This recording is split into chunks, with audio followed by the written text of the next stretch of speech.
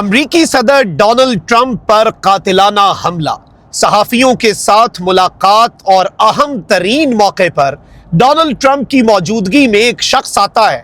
Donald Trump की मौजूदगी में हथियारों से लैस शख्स जो है वो फायरिंग करता है और उसके बाद जिस तरह से अमेरिका की सीक्रेट सर्विस और डोनाल्ड ट्रंप की अपनी सिक्योरिटी डिटेल जो है वो डोनाल्ड ट्रंप को अपने हिसार में लेती है, इस हवाले से चौंका देने वाले मनाजिर जो हैं वो सामने आ चुके हैं। कुछ इंपॉर्टेंट डिटेल्स हैं क्योंकि इससे पहले अमेरिकी सदर डोनाल्ड ट्रंप ये बात कह चुका है कि ईरान मुझे रास्ते से हटाने की कोशिश कर सकता है, मेरे असैसिनेशन का जो एक पॉसिबिलिटी है उसे मैं रूल आउट नहीं कर रहा। ये डोनाल्ड ट्रंप का पहले ही बयान आ चुका है। तो उस कॉन्टेक्स्ट में भी ये लेटेस्ट डेवलपमेंट और इसकी टाइमिंग जो है वो बहुत अहम है।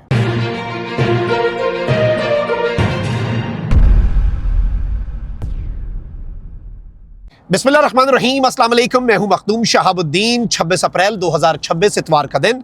नाज़रीन किराम, कुछ इंतहाई आम तरीन डेवलपमेंट्स हैं जो आपके सामने रखनी है। डोनाल्ड ट्रंप पर कातिलाना हमला, इस हमले के दौरान जो मंजर थे वहां पर वो अमेरिका के लिए एक बहुत बड़ी मेजर एम्बैरसमेंट है कि अमेरिका के सदर के इतने करीब तक एक शख्स जो है वो भारी भरकम हथियारों के साथ पहुंचा कैसे, ये मकाम क्या था, इसके हवाले से एग्जैक्ट डिटेल्स क्या हैं, इस वक्त सनसनी ज़्यादा है और ख़बर जो है वो उसमें कहीं गुम हो गई है। इस शख्स की वीडियोज़ और तस्वीर जो हैं वो भी डोनाल्ड ट्रंप ने जारी कर दी है, इसकी शनाख्त भी हो चुकी है। अभी मज़ीद डिटेल्स तो ज़ाहिर बात है इस शख्स से तहकीकात होंगी, मामला आगे बढ़ेगा तो सामने आएंगी, लेकिन अभी तक जो हमें इन्फॉर्मेशन हासिल हुई है वो हम आपके सामने रखते हैं। लेकिन उससे पहले अगर अभी तक आपने इस वीडियो को लाइक नहीं किया, लाइक ज़रूर कर दें, कॉमेंट सेक्शन में राय का इजहार भी कीजिएगा और अगर हो सके तो इस वीडियो को ज़्यादा से ज़्यादा शेयर भी करें। नाज़रीन किराम, वाशिंगटन में अमेरिकी सदर डोनाल्ड ट्रंप की मौजूदगी में व्हाइट हाउस के मीडिया नुमाइंदों के एजाज़ में इशाइये के दौरान एक फायरिंग का वाक़या पेश आया, जिसमें डोनाल्ड ट्रंप जो है वो तो महफूज रहे लेकिन हमला आवर जो है वो पकड़ा गया। अमेरिकी मीडिया के मुताबिक हिल्टन होटल में मुनक्किदा इशाइये के दौरान जोरदार आवाज़ सुनी गई।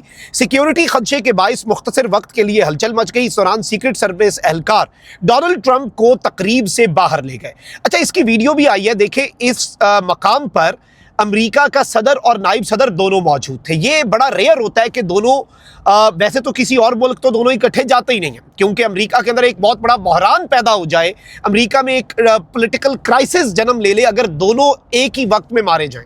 तो एक पहले सीक्रेट सर्विस आती है, वो जेडी वैंस को लेकर जाते हैं, फिर डोनाल्ड ट्रंप को अपने हिसार में लेकर ये जब जाते हैं तो डोनाल्ड ट्रंप वहां पे लड़खड़ा भी जाता है। यानी इतनी हड़बड़ाहट, इतनी फ्रस्ट्रेशन थी उस मौके पे, इतना वहां पर भगदड़ मची हुई थी, इतनी टेंशन थी और सीक्रेट सर्विस के एहलकार जो हैं वो भी विजिबली बड़े परेशान नजर आ रहे थे। बल्कि जब डोनाल्ड ट्रंप ने देखा कि ये आवाजें अनयूजुअल आ रही हैं तो उस वक्त डोनाल्ड ट्रंप और उसके साथ जितने लोग मौजूद हैं उन सब के चेहरे भी देखने वाले थे। अब यहां पर सिक्योरिटी कंसर्न्स तो रेज किए जा रहे हैं, बहुत से कंसर्न्स हैं, उन पर आते हैं, लेकिन पहले मैं आपको ये बता दूं कि व्हाइट हाउस की कवरेज पर मामूर नुमाइंदों से मुतल्लिक डिनर की तकरीब का आगाज हुआ ही था कि इस दौरान सदर ट्रंप को एक पर्ची दिखाई गई।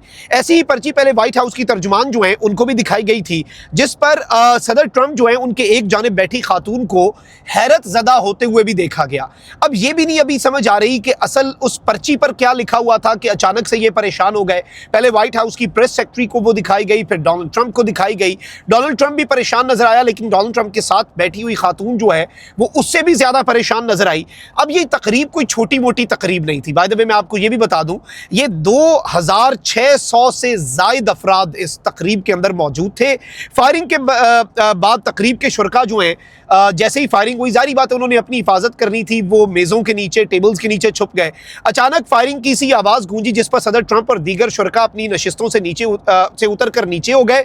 इस दौरान सीक्रेट सर्विस के एहलकार जो हैं वो फौरी तौर पर आए, उन्होंने डोनाल्ड ट्रंप को अपने हिसार में ले लिया। एक ह्यूमन शील्ड जो है वो यूएस प्रेसिडेंट और वाइस प्रेसिडेंट के इर्द गिर्द बनाई और उन्हें बैक स्टेज ले जाया गया और उस दौरान डोनाल्ड ट्रंप जो है वो लड़खड़ा भी गए।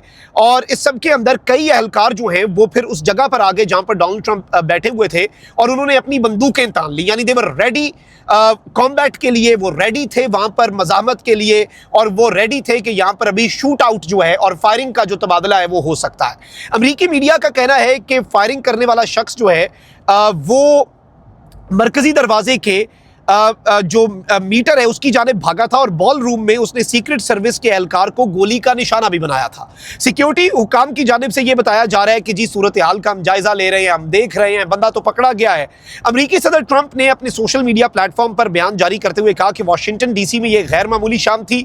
सीक्रेट सर्विस और कानून नाफिज करने वाले इदारों ने शानदार काम किया, उन्होंने फौरी और बहादुरी से कार्रवाई की। ट्रंप ने कहा कि हमलावर को हिरासत में ले लिया गया और मैंने ये सिफारिश की है कि शो जारी रहने दिया जाए, ताहम हम मुकम्मल तौर पर कानून नाफिज करने वाले इदारों की हिदायत के मुताबिक चलेंगे।